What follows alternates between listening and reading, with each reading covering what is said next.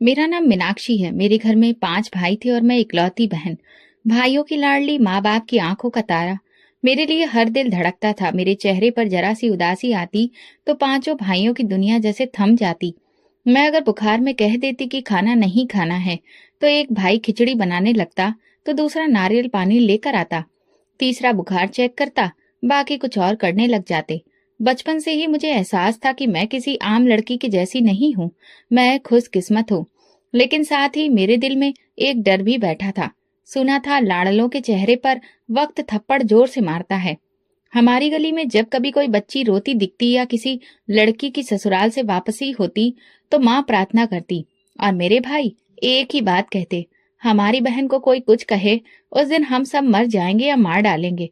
और मैं हंसकर कहती, पहले कोई आए तो सही। मेरे छोटे भाई मोनू को तो मेरी शादी का नाम भी बुरा लगता था। वो अक्सर कहता, हम तुम्हारी शादी नहीं होने देंगे, तुम हमारे साथ ही रहोगी। और मैं उसके सर पर टपली मारकर कहती, पागल हो तुम। जब मैंने अपना पोस्ट ग्रेजुएशन पूरा किया तो पूरे घर में जैसे दिवाली सी हो गई थी। सब भाइयों ने अपने अपने तरीके से पार्टी की। कोई मेरे लिए ज्वेलरी लाया तो कोई कपड़े खरीद कर लाया।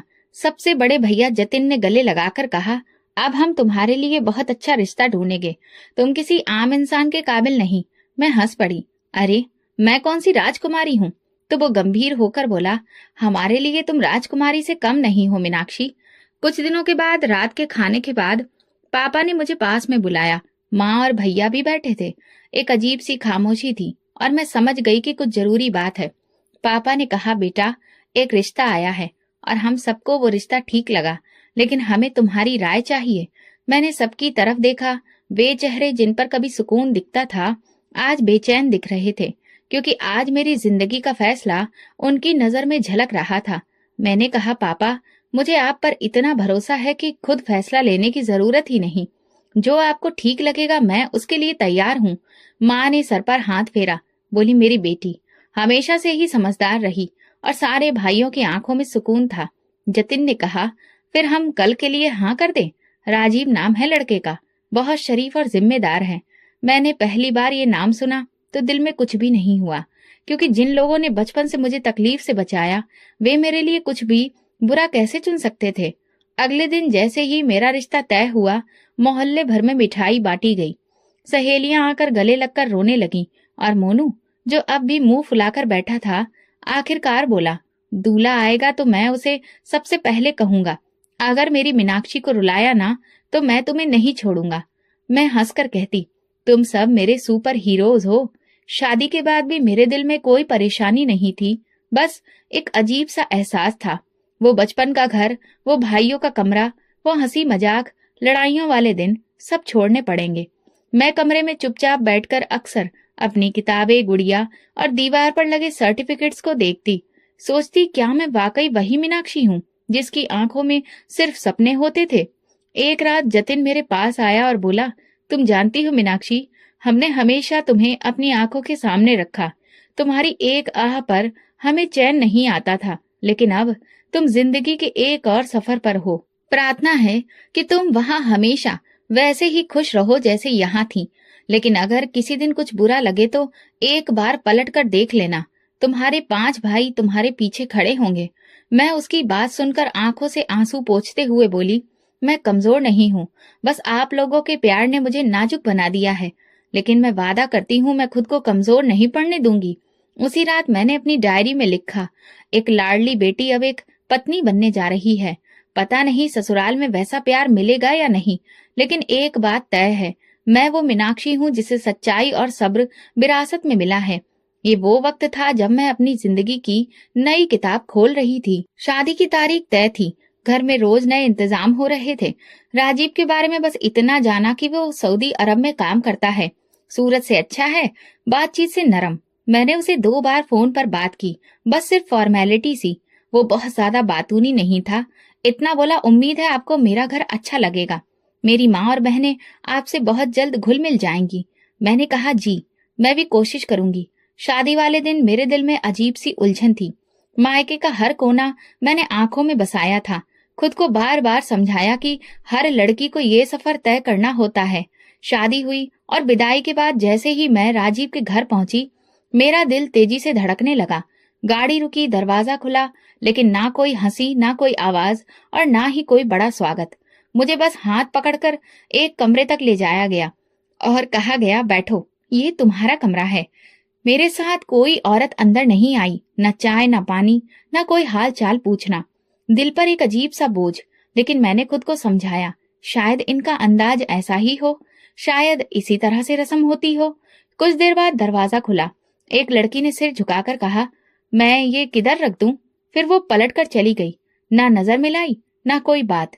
दिन ढल रहा था और मैं सुबह से भूखी प्यासी थी। किसी ने खाने तक को नहीं पूछा। एक बार मैं कमरे से बाहर आंगन में गई। सास बैठी थी और उनके साथ दो औरतें, सब बातों में व्यस्त थी। मैं वापस आ गई, दरवाजा बंद कर लिया। थोड़ी देर बाद हिम्मत करके राजीव को फोन किया, आप कब आएंगे? वो बोला, बस थोड़ी देर में। कोई दिक्कत है? मैंने कहा, सुबह से कुछ खाया नहीं है। वो बोला, मैं आता हूँ, कुछ ले आऊंगा। जब राजीव आया तो रात हो चुकी थी। उसने पूछा, तुमने कुछ खाया? मैंने कहा, किसी ने पूछा ही नहीं। बाहर जाकर किसी से बात की, फिर बोला, तुम खाओ, मैं खाना लगवा रहा हूँ। खाना आया तो रोटी बहुत सख्त थी, सब्जी भी ठंडी, लेकिन भूख के आगे कोई शिकायत नहीं। फिर एक एक करके मेरी नंदे कमरे में आई। बस फॉर्मेलिटी सी बात। उनमें से एक बोली, अपने कपड़े और सामान समेट लेना, जगह कम है, हमारे बैग भी यहीं रखे हैं। मैंने धीरे से कहा, ठीक है। अगली सुबह मैं जल्दी जाग गई। नहा धोकर पूजा पाठ करके जब बाहर आई तो किचन से आवाज आ रही थी। सास बोल रही थी, देखते हैं कि बहू आकर क्या करती है, या फिर बस मालकिन बनकर आई है। मैंने इस बात को सुना, लेकिन अनजान बन गई। कुछ देर बाद दरवाजा खुला और एक नंद ने कहा, चलो बर्तन धो दो, कल रात के हैं। मेरा दिल किया कि मैं कहूँ, मैं कल ही तो आई हूँ, लेकिन जुबान बंद रही। मैंने खामोशी से बर्तन धोए, आंगन में झाड़ू लगाई। किसी ने नहीं पूछा, तुम्हें ये सब आता है? बस जैसे सब पहले से तय था। सबने मान लिया कि अब ये काम करेगी। दोपहर तक मैंने सिर्फ दो बातें की। एक बार सास से पूछा, क्या कुछ बना दूं? और एक बार नंद से कहा, ये कपड़े कहाँ रखने हैं? दोनों बार ऐसा जवाब मिला जैसे कि वो मुझ पर एहसान कर रही हो। दोपहर को जब खाना रखा तो सब अपनी प्लेटों में व्यस्त थे। किसी ने कहा, रोटी बड़ी कड़क बनी है, अगली बार से ध्यान रखना। मैंने नजर झुका ली। राजीव चुपचाप बैठा था, शायद थका हुआ या शायद फर्क ही नहीं पड़ता। शाम को मेहमान आ गए। मैंने चाय बनाई, बिस्किट रखे। वापसी पर नंद ने धीरे से कहा, अगली बार कप उल्टे मत रखना, बुरा लगता है। मैंने गर्दन हिलाई। तब तक दिल थक चुका था। रात को कमरे में वापस आई तो राजीव बैठा था। उसने पूछा, कैसा लगा तुम्हें पहला दिन? मैंने कुछ पल सोचा, फिर बस कहा, थोड़ा सा अजीब है। वो बोला, वक्त के साथ सब ठीक हो जाता है, और लाइट बंद कर दी। उस रात नींद नहीं आई। अजनबी कमरा, अजनबी लोग और दिल में अजीब सी खामोशी। अगले दिन रिसेप्शन था। सुबह से ही घर में हलचल थी, लेकिन मेरे लिए वो वैसा दिन नहीं था जैसा किसी नई दुल्हन के लिए होना चाहिए। सब कुछ सिस्टम के हिसाब से हो रहा था, लेकिन किसी में भी कोई जोश नहीं था, न कोई खास खुशी। मेरी सास ने कमरे में बुलाया, बोली, देखो ये कपड़े पहन लेना, और तुम्हें पार्लर जाना है, वहां से मनोज चाचा तुम्हें ले जाएंगे। मैंने चुपचाप सिर हिलाया। उन्होंने एक खूबसूरत साड़ी बैग में रखी। तभी दरवाजा खुला और छोटी ननद अलका अंदर दाखिल हुई। उसने कमरे में कदम रखते ही कहा, अरे माँ, ये कपड़े बैग में क्यों रख रही हो? अब दूसरों की तरह इसे भी सर पर मत चढ़ा लेना, ये अपना काम खुद करे, यहाँ कोई महारानी नहीं है। मैं जहाँ बैठी थी वहीं पर शॉक्ड रह गई। पहली बार किसी ने मेरे बारे में इस लहजे में बात की थी। मेरी सास ने भी उसे नहीं रोका, न समझाया, बस मुस्कुराई और बोली, ठीक कहती हो, हम ज्यादा ही नरमी दिखा रहे थे। उन्होंने मेरे हाथों में साड़ी पकड़ाई। मेरा दिल जैसे कहीं और जा चुका था। मैं कुछ लम्हों तक वहीं खड़ी रही, फिर धीरे से बोली, मैं खुद ले जाऊंगी बैग, आप परेशान मत हो। अलका ने तंजिया निगाह डाली और बाहर चली गई। उस वाक्य ने कुछ लम्हों के लिए मुझे थोड़ तोड़ सा दिया था, लेकिन फिर मैं खुद को संभाल पाई। न राजीव से कुछ कहा, न किसी और से। जब मैं तैयार होकर बाहर आई तो सब देख तो रहे थे, लेकिन उन नजरों में कुछ भी नहीं था। मेहमानों के सामने सब कुछ ठीक ही था। रिसेप्शन पर मायके वाले भी थे। मैंने पूरी कोशिश की कि किसी को भी मेरे चेहरे की उदासी न दिखे। रिसेप्शन खत्म हुआ तो सब अपने अपने कमरों में चले गए। मैं भी आकर बैठी तो राजीव मुस्कुराकर बोला, आज तुम अच्छी लग रही थी। मैंने ठंडी सांस भरी और सोचा, शुक्र है सब अच्छे से हो गया। वो बोला, परेशान लग रही हो। मैंने नजरें चुराई। नहीं, बस थोड़ी नींद कम आ रही है। कुछ दिन इसी तरह से गुजरे। घर में रोज कोई ना कोई बात सुनने को मिलती। ज्यादातर अलका ही कुछ ना कुछ कह देती। कभी कहती, तैयार होने में इतना समय क्यों लगाती हो। कभी कहती, खाने में नमक कम है। कभी कहती, मेरी माँ को क्यों थका रही हो। मैं चुप रहती, कुछ नहीं बोलती। राजीव की वापसी की तारीख करीब आ रही थी। वो सऊदी अरब वापस जाने वाला था। उन 2 महीनों में हमारे बीच कुछ खास अपनापन पैदा नहीं हो सका। वो ठीक से वक्त ही नहीं देता था। ज्यादातर मोबाइल पर या टीवी में व्यस्त रहता। जब मैं कुछ पूछती तो कहता, काम के बारे में सोच रहा हूँ। एक दिन मैंने कहा, आप जा रहे हैं और मुझे लगता है कि मैं अभी भी यहाँ पर अजनबी हूँ। उसने ठंडा जवाब दिया, वक्त के साथ सब ठीक हो जाएगा। सबके साथ ऐसा होता है। मैं चुप हो गई। मैं समझ गई थी कि मेरी बातों का वजन अभी राजीव के लिए ज्यादा नहीं। उसे लगता था कि मैं नाजुक हूँ। ये वक्त से पहले शिकायत करने लगी हूँ। मैंने एक बार भैया को फोन किया, लेकिन बस हाल चाल पूछा, कुछ नहीं बताया। वो बोला, मीनाक्षी, अगर तुम्हारा वहां दिल नहीं लगे तो थोड़े दिन के लिए यहाँ आ जाओ। सबको तुम्हारी कमी महसूस होती है। मैंने बहाना कर दिया, यहाँ बहुत काम होता है। सास ने मना किया है। मेरी सास का रवैया राजीव के सामने अच्छा होता। वो नरमी से बात करती, लेकिन जैसे ही वो बाहर जाता मुझे कामों की लिस्ट पकड़ा दी जाती। अलका हर वक्त किचन में कोई न कोई कमी निकालने के लिए आ जाती। एक दिन चाय बना रही थी तो बोली, वैसे अब तुम्हें भी अंदाजा हो रहा होगा कि सिर्फ लाड़ प्यार से घर नहीं चलते हैं, काम करना भी आना चाहिए।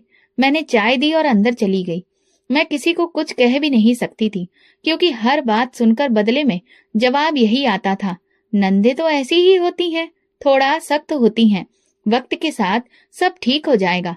लेकिन मैं महसूस करती थी कि वक्त नहीं, सिर्फ बर्दाश्त बढ़ रही थी।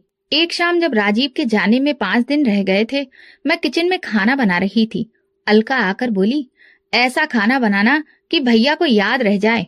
बाद में तो वैसे भी तुम्हें कोई पूछने वाला नहीं। मैंने पहली बार आंखों में आंखें डालकर उसे देखा, पर कुछ कहा नहीं। दिल में एक बात आई, काश राजीव खुद देख पाता कि तुम कैसी हो, तुम्हारी बातें कैसी होती हैं। मैंने दिल में तय किया कि कुछ भी हो, मैं अपनी तरफ से कोई कमी नहीं छोड़ूंगी। मेरे लाड़ प्यार वाले दिन खत्म हो गए थे। अब मैं सिर्फ एक पत्नी थी, एक बहू और एक खामोश गवाह। राजीव को भेजना बाकी था, मगर मैं खुद को पहले ही विदा कर चुकी थी, अपने अंदर की सच्चाई से, अपनी पुरानी मीनाक्षी से। राजीव दिन का ज्यादातर वक्त बाहर अपने दोस्तों या कागजी कामों में गुजारता, और जब घर आता तो थका हारा लगता। मैं कोशिश करती कि कम से कम वक्त उसके साथ हंसी खुशी गुजरे। उन्हीं दिनों मैं अलका का व्यवहार बदल गया था। पहले जो बात बात पर चुभने वाले ताने फेंकती थी, अब रोज आकर बैठती और कहती, भाभी, भैया के साथ वक्त गुजारो, काम तो हम संभाल लेंगे। एक शाम जब राजीव घर आया तो अलका चाय लेकर आई और बोली, भाभी तो आपके साथ वक्त गुजारना चाहती हैं। मैंने कहा, काम बाद में हो जाएंगे। राजीव ने मेरी तरफ मुस्कुराकर देखा। देखा, सब तुमसे प्यार करते हैं। मैंने मुस्कुराकर सिर हिला दिया, लेकिन दिल में सवाल जरूर जागे, ये वही अलका है जिसने मुझे 2 दिन पहले कहा था कि तुम्हें कुछ भी नहीं आता। सास भी उन दिनों नरम लहजे में बात करती थी। एक दिन दोपहर के खाने पर बोली, मीनाक्षी, बहुत अच्छा खाना बनाती हो। मैं हैरान हुई, लेकिन खामोश रही। जब सब लोग जा चुके थे तो अलका किचन में आई और बोली, बस भैया के सामने तारीफें समेट लो, बाद में पता चलेगा। मैंने जैसे सुना ही ना हो। चूल्हा बंद किया और बर्तन धोने शुरू किए। शाम को फिर अलका बच्चों के साथ आ गई। कहने लगी, तुमने तो भैया को खुश कर दिया, पहले इतना खुश कभी नहीं देखा। फिर हंसते हुए बोली, वैसे भाभी, देखना, भैया के जाते ही सब भाभी पना खत्म हो जाएगा। राजीव ने सुन लिया, मुस्कुराकर कहा, अलका, मजाक भी सोच समझ कर किया करो। उसी रात राजीव ने कहा, मुझे लगता है तुम यहाँ एडजस्ट हो गई हो, सब तुमसे खुश हैं। मैंने कुछ नहीं कहा। दिल में बस ये सवाल था कि खुशी कहाँ है, ये सब सिर्फ तुम्हारे सामने क्यों होता है। 2 दिन बाद राजीव जाने वाला था। आखिरी दिन मैंने नाश्ता खास तौर पर तैयार किया। उसने तारीफ की। अलका ने भी कहा, वाह, लगता है भाभी ने खास परवरिश ली है। मैंने सिर्फ इतना कहा, सिर्फ सीखने की कोशिश की है। राजीव चला गया। घर जैसे खामोश हो गया और साथ ही अलका की मोहब्बत भी खत्म हो गई। वो जो रोज आकर गले लगाती थी, अब दरवाजे से ही आवाज देती, चाय बना लो। और अगर जरा सी देर हो जाती तो बोलती, कुछ काम तो खुद भी सीखो। हर बार दूसरों को बुलाना अच्छा नहीं लगता। सास ने भी अपना असली रंग दिखाना शुरू कर दिया। सुबह होते ही कहती, बर्तन धो दिए? आज आंगन भी धोना है। दोपहर के लिए दाल के साथ चटनी भी बना लेना। मैं सिर हिलाकर सब कुछ करती, क्योंकि मैं यही सीख कर आई थी कि घर के कामों में हाथ बटाना फर्ज होता है। एक दिन जब मैं झाड़ू लगा रही थी तो अलका बोली, ये कौन सा तरीका है सफाई का? तुम्हारे मायके में ऐसे करते थे? मैंने थोड़ा सा नरमी से कहा, आप बता दीजिए, मैं वही तरीका अपना लेती हूँ। तो वो बोली, बहुत चालाक हो, मासूम शक्ल बनाकर सबके दिल जीतना चाहती हो।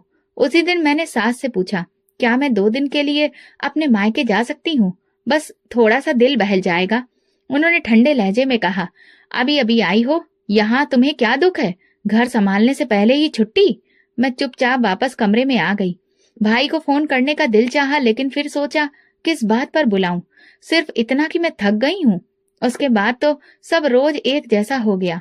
सुबह उठकर पूजा पाठ, किचन साफ करना, चाय बनाना, दोपहर तक नाश्ते के बाद खाने का इंतजाम। अगर एक भी चीज में देर हो जाती तो अलका कहती, ये तो हमारे सर पर चढ़ जाना चाहती है।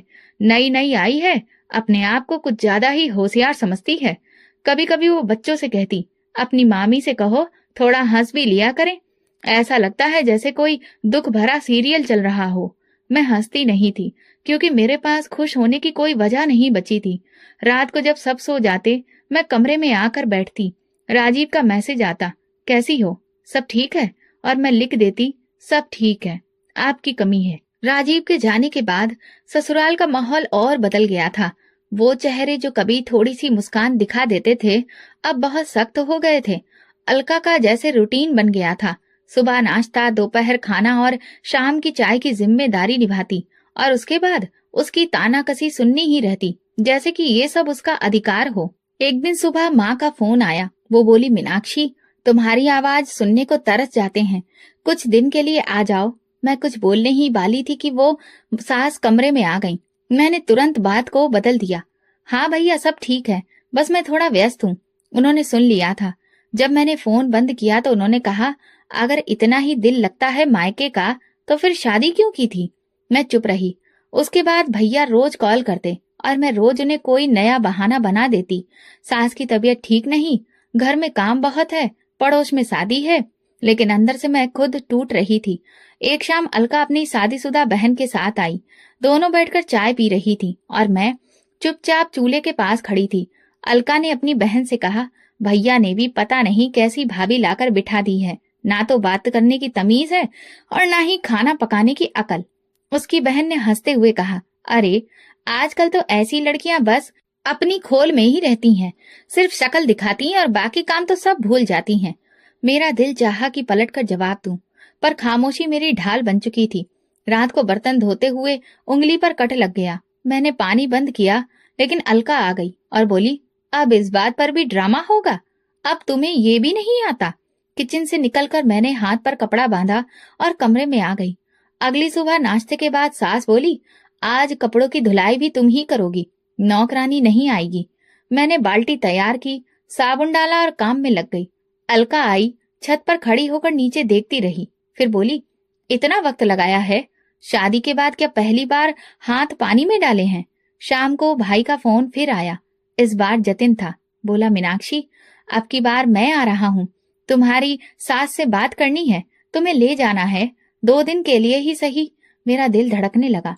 मैंने उसे रुकने के लिए कहा, अभी मत आओ, माँ जी शायद मना कर दें, बाद में देखते हैं। फोन बंद किया ही था कि सास कमरे में आ गई। कहने लगी, तुम्हारे भाई बहुत बेचैन रहते हैं, कोई जरूरत नहीं है बार बार आने की, उनसे कहो अब तुम्हारा नया घर यही है। एक दिन जब मैं कमरे में झाड़ू लगा रही थी, अलका दरवाजे के पास खड़े होकर बोली, मेरे भाई को बहुत ही भली बीवी चाहिए थी, तुमने तो खुद को न जाने कैसा पत्थर जैसा बना लिया है। कभी कभी ये सब भी बहुत खतरनाक साबित होता है। मैंने सिर्फ इतना कहा, खामोशी की अपनी ताकत होती है। वो हंसने लगी, ताकत? तुम्हें लगता है कि तुम यहाँ कुछ बदल लोगी? ये सब कुछ जैसा है वैसा ही रहेगा। मैं चुप रही। शायद ये मेरे सब्र का इम्तिहान था। एक दिन दोपहर का वक्त था। मैं आंगन में कपड़े धो रही थी। अलका बच्चों के साथ मोबाइल पर वीडियो देख रही थी। अचानक उसने ऊंची आवाज में कहा, अपनी मामी से कहो कि आपके हाथों की रोटियां पतली जरूर होती हैं, लेकिन उनमें स्वाद कहीं नहीं होता। कल वाली दादी के हाथ की रोटी कितनी मजेदार थी ना। ये कहकर वो खुद ही हंसने लगी, जिस पर बच्चों ने भी साथ में हंसना शुरू कर दिया। मैंने पानी का नल बंद किया, कपड़ों की टोकरी उठाई और चुपचाप अंदर आ गई। अगले दिन जब सब घर से बाहर गए, मैंने राजीव को कॉल किया। दिल धड़क रहा था, लेकिन अब चुप रहने की गुंजाइश नहीं बची थी। उसने फोन उठाया, मैंने हाल चाल पूछा, फिर उसने कहा, तुम कैसी हो? मैंने गहरी सांस ली। राजीव, आपसे कुछ बात करनी है। हाँ बोलो। सब ठीक है? नहीं, बस कुछ चीजें आपको बताना चाहती हूँ। अलका का व्यवहार बहुत बदल गया है। वो रोज बातों पर तानाकसी करती रहती है, कभी खाने पर, कभी काम पर। सामने कुछ और पीछे कुछ और। वो हर वक्त मुझे नीचा दिखाने की कोशिश करती है और माँ जी भी उसका साथ देती हैं। मैं कुछ नहीं कहती, लेकिन रोजाना ऐसे तानों से गुजरना मेरे लिए आसान नहीं होता। कुछ देर बाद उसकी आवाज आई, ठंडी और नपी तुली। देखो मीनाक्षी, अलका ऐसी नहीं है। मैं उसे बचपन से जानता हूँ। शायद तुम्हें कोई गलत बात लगी हो, या तुमने कुछ ज्यादा ही उसे गंभीरता से ले लिया हो। मेरा दिल जैसे रुक गया। मैंने कहा, आप समझने की कोशिश तो करिए। रोज की बातें मामूली नहीं होती। राजीव ने बात को मोड़ दिया। मेरा मतलब यह है कि घर के छोटे मोटे झगड़े हर जगह होते हैं, उन्हें दिल पर लेने की जरूरत नहीं है। तुम्हें एडजस्ट करना सीखना होगा। मेरे पास शब्द नहीं बचे थे। मैंने बस इतना कहा, ठीक है, और फोन बंद कर दिया। उस रात मैंने बहुत सोचा। मैंने पहली बार शिकायत की थी, वो भी दबे शब्दों में, और जवाब में मुझे ही बदलने की राय मिल चुकी थी। जैसे सब कुछ मेरी गलतफहमी, मेरी बर्दाश्त की कमी थी। अगले दिन मैंने नाश्ता बनाया, किचन साफ किया। अलका आई और मेरे चेहरे की तरफ देखकर बोली, आज चुप क्यों हो? भाई को कुछ कहा था क्या? मैं चौंक गई, लेकिन चेहरे पर कोई भाव नहीं आने दिया। नहीं, कुछ खास नहीं। वो पास आई और धीरे से बोली, वैसे तुमसे एक बात कहनी थी। भैया को हमारी छोटी छोटी बातें बताने की क्या जरूरत है? हम कोई जालिम थोड़ी हैं। मैं समझ गई थी कि राजीव ने उसे सब बता दिया है। मैंने बस इतना कहा, मैंने कुछ भी नहीं कहा, सिर्फ बात की थी उनसे। अलका ने तंज कसा और हंसते हंसते बोली, हाँ, हमें सब पता चल जाता है। तुम्हारी आंखें तुम्हारी जुबान से ज्यादा बोलती हैं। उसके बाद का वक्त और भी ज्यादा बोझिल हो गया। सास अब और ज्यादा सख्त हो गई थी। एक दिन बोली, जब पति साथ नहीं होते तभी बहुओं की असलियत पता चलती है। ये घर तभी चल सकता है जब तुम अपना दिल बड़ा करो। मैंने सिर झुका लिया और बर्तन धोना शुरू कर दिया। दिल के अंदर जैसे कुछ टूटने लगा। एक आवाज बार बार कह रही थी, तुमने कुछ गलत नहीं किया, तुमने सच्चाई बोली है।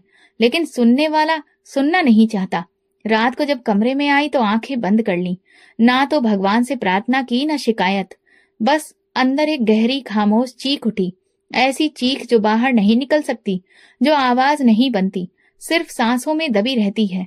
मैं आईने में खुद को देख रही थी। वो मीनाक्षी जो कभी भाइयों के साथ बैठकर हंसती थी, अब चुपचाप रोज अपनी इज्जत को धो लेती थी, जैसे बर्तन, कपड़े और आंगन। जिंदगी वैसी नहीं थी जैसा वादा किया था, लेकिन मैंने इसे स्वीकार कर लिया था, क्योंकि मैं जानती थी कि अभी बहुत कुछ सुनना बाकी है। उसी दिन सुबह की शुरुआत रोज की जैसी ही थी। मैंने नाश्ता बनाया, बर्तन धोए, आंगन साफ किया। अलका अपने बच्चों को तैयार कर रही थी और सास आंगन में चारपाई पर बैठी कुछ सिलाई कर रही थी। मैं चाय के कपों में चीनी डाल रही थी कि अचानक अलका ने बुलंद आवाज में कहा, चाय बन गई या अभी भाई को भड़काने में लगी हुई हो? मेरे हाथ रुक गए। मैंने सिर उठाकर देखा, उसका चेहरा घमंड से भरा था। मैंने कहा, आपका मतलब क्या है? वो हंसने लगी। मतलब तो तुम्हें खूब पता है। तुम समझती हो भैया तुम्हारे कहने पर हमारे खिलाफ हो जाएगा। उसे मैं बचपन से जानती हूँ। वो किसी भी औरत के कहे में चलने वालों में से नहीं है। मैंने चाय ट्रे में रखी और कमरे की तरफ चली गई। मेरे पीछे उसकी आवाज अभी भी आ रही थी। ये तो बहुत ज्यादा चालाक निकली। शक्ल से तो भोली लगती है, लेकिन बातें तो देखो। भैया को इसकी बातों से संभालना पड़ेगा। कमरे में आकर मैंने दरवाजा बंद किया। मन में सिर्फ एक सवाल घूम रहा था, क्या राजीव ने उसे सब कुछ बता दिया? उसी रात जब सब सो चुके थे, मैंने एक बार फिर राजीव को मैसेज किया, क्या आपने मेरी बातें अलका को बताई थी? जवाब आया। मैंने सिर्फ समझाने के लिए बात की थी। मुझे लगा अलका संभल जाएगी। मैंने मोबाइल साइड पर रखा और पलंग पर लेट गई। दिल कह रहा था कि अब इस घर में किसी पर भी भरोसा नहीं किया जा सकता। जिस इंसान से हिम्मत करके दिल की बात की, वो भी वही बात वापस उन्हीं लोगों तक ले गया जिनसे शिकायत थी। अगले दिन अलका किचन में खड़ी थी और सब्जी में नमक डाल रही थी। वो चम्मच बजाते हुए बोली, तुम समझती हो कि तुमने बहुत बड़ा तीर मार लिया है। भाई को तो कह दिया, अब क्या होगा? तुम्हें लगता है तुम जीत गई हो? मैंने नरमी से कहा, मैंने कुछ भी जीतने की कोशिश नहीं की, बस सच्चाई बताई है। वो हंसकर बोली, सच्चाई? ये सच्चाई नहीं, साजिश है। और सुन लो, इस घर में अगर किसी ने पर निकालने की कोशिश की तो काट भी दिए जाते हैं। मेरे हाथ जहां तहां रह गए। सब्जी की खुशबू में अब धमकी की बदबू शामिल हो चुकी थी।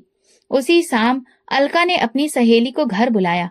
वे दोनों बैठकर मेरी बातें कर रही थीं, जैसे मैं कोई अनजान इंसान हूँ। सहेली ने पूछा, क्या दिक्कत है तुम्हारी भाभी को? अलका ने कहा, बस कुछ ज्यादा ही चुप रहती है और पीठ पीछे बातें करती है। कल भैया को कह रही थी कि मैं उन्हें परेशान करती हूँ। मैं कमरे के दरवाजे से सुन रही थी। उनकी बातों में मेरी हर बात, मेरा हर काम तोड़ मरोड़ कर पेश किया जा रहा था। उसी रात जब मैं खाने के बाद बर्तन समेट रही थी तो अलका अपने पति के साथ बैठकर मोबाइल देख रही थी। उसका पति बोला, यही है ना तुम्हारी बेचारी भाभी, बड़ी बातें करती हैं लेकिन हाथ का स्वाद अभी भी नहीं आया है। मैंने सिर झुकाया, कोई जवाब नहीं दिया। वो और उसकी बहन हंसने लगे, जैसे मैं कोई मजा लेने वाली चीज हूँ या कोई जोकर। सुबह उठते ही फिर वही सब। अलका ने कहा, अब तो तुम्हें समझ आ जाना चाहिए, इस घर में बातें भाइयों तक पहुंचाने से इज्जत नहीं मिलती, उल्टा बात बिगड़ती है। सासू माँ ने भी अपना हिस्सा जोड़ा, हमने बहुत इज्जत दी है तुम्हें, लेकिन अब हम तुम्हें सिखाएंगे कि बहन भाई के रिश्ते कैसे होते हैं। मैंने कुछ नहीं कहा, अपने कपड़े तय किए, नाश्ता बनाया और बच्चों को दूध दिया, लेकिन अंदर से दिल ऐसा महसूस कर रहा था जैसे उस पर लगातार पत्थर रखे जा रहे हों। दोपहर को फिर बोली, माँ अब बस, इसके पर निकलने शुरू हो गए हैं, अभी वक्त है, काट के रखो, बाद में काबू से बाहर हो जाएगी। सास ने मुस्कुराकर कहा, मैं समझ रही हूँ, बहुत देखी हैं ऐसी लड़कियां, हमने एक मौका दिया था, अब वो मौका खत्म। उस रात मैंने सोचा, क्या वाकई मैं कुछ गलत कर रही हूँ? क्या अपनी बात कहना गलत था? क्या खामोशी से सहना ही सही है? राजीव की गैर मौजूदगी ने मुझे कमजोर नहीं किया था, लेकिन उसके व्यवहार ने मुझे बेसहारा जरूर कर दिया था। अगले दिन किचन के काम निपटाने के बाद थोड़ा वक्त निकाला और भाई का नंबर डायल किया। फोन बजते ही मोनू ने उठाया, मीनाक्षी कैसी हो? कितने दिन हो गए, तुम्हारी आवाज भी नहीं सुनी। मैं चुप रही, जैसे शब्द लबों तक आकर लौट गए। फिर धीरे से बोली, बस भैया, जैसे तैसे दिन गुजर रहे हैं। मोनू तुरंत बोला, सुन लो, अब कोई बहाना नहीं, कल आ जाना, मैं खुद लेने आऊंगा। मैंने कहा, माँ जी शायद इजाजत नहीं देंगी, यहाँ माहौल थोड़ा मुश्किल है। वो चुप रहा, फिर बोला, मीनाक्षी तुम हमें सब कुछ बता सकती हो, अगर तुम खुश नहीं हो तो घर आ जाओ, यहाँ तुम्हारा हर अधिकार है, हम तुम्हें जबरदस्ती किसी तकलीफ में नहीं देख सकते। मैंने आंखों के कोने पोंछते हुए कहा, अभी वक्त नहीं है, मैं बात करूंगी, फिर देखते हैं।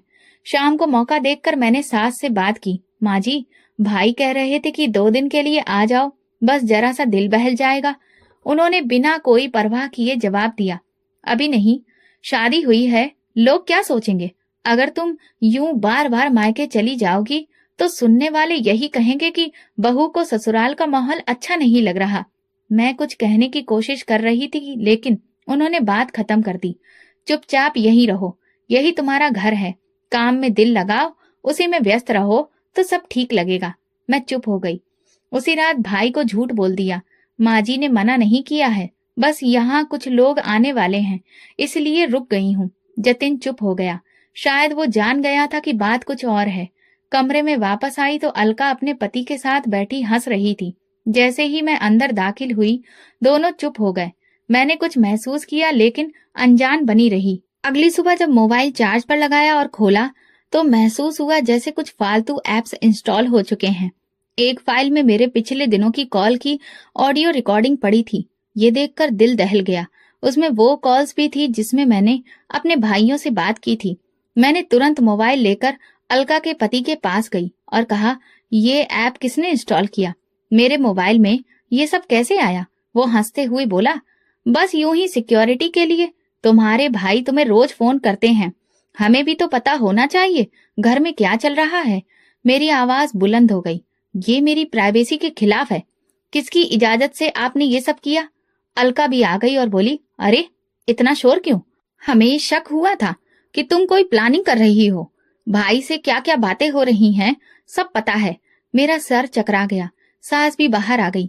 अलका चिल्लाकर बोली, माँ देखो, ये हमारी जासूसी का इल्जाम लगा रही है, जबकि हमारे ही घर में बैठकर हमारे खिलाफ बातें हो रही हैं। साथ सास भी तेज लहजे में बोली, अगर तुम्हें ये सब अच्छा नहीं लगता तो अपने पति को बोलो कि तुम्हें अलग घर में ले जाए। हमने तो तुम्हें इज्जत से रखा है, अब तुम हम पर ही सवाल उठा रही हो। मैं हाथ जोड़कर बोली, मैंने कुछ नहीं किया, बस भाई से दिल का हाल कहा, और वो भी आपके मना करने के बाद। मैं यहीं रुक गई। ये सब करना गलत है। मेरी पर्सनल बातें सुनी गई, वो भी बिना इजाजत। अलका का पति हंसा, तो क्या हुआ, अब तुम इस घर का हिस्सा हो, तुम्हारी बातें हमारी बातें हैं। मेरा सब्र जवाब दे गया। मैंने रोते हुए कहा, क्या मैं कोई कैदी हूँ? क्या यहाँ पर बहू की कोई इज्जत नहीं? सास गुस्से में बोली, बस करो, ये ड्रामा बंद करो। तुम्हारा असली चेहरा हमने देख लिया है, अब ये मासूम बनना छोड़ दो। मेरे आंसू रुक नहीं रहे थे। मैं पलटकर वापस कमरे में आई, दरवाजा बंद किया और पहली बार उनकी वैसी दबी आवाज में रोने लगी, दीवारों पर हाथ मारे बिना, जैसे मैं अपनी आवाज वापस मांग रही थी। अगले दिन मैं किचन में झाड़ू लगा रही थी। सास आंगन में चारपाई पर बैठी थी। मैं चुपचाप अपने काम में लगी थी कि अलका का बड़ा बेटा पिंटू मेरे पास आकर बोला, मामी मेरे लिए चाय बना दो, सर में दर्द है। मेरे हाथ में पोछा था, कपड़े गीले थे। मैंने पलटकर कहा, बेटा माँ या मौसी से कह दो, मैं अभी सफाई कर रही हूँ। वो तुरंत पलटा और सीधा अपनी माँ के पास जाकर कुछ कहा। अगले ही लम्हे अलका किचन में आई और उसका चेहरा गुस्से से लाल था। आते ही बोली, तुझे हर छोटे काम को करने में तकलीफ होती है, मेरे बच्चे को इनकार करती है। मैं सफाई देने की कोशिश करने लगी।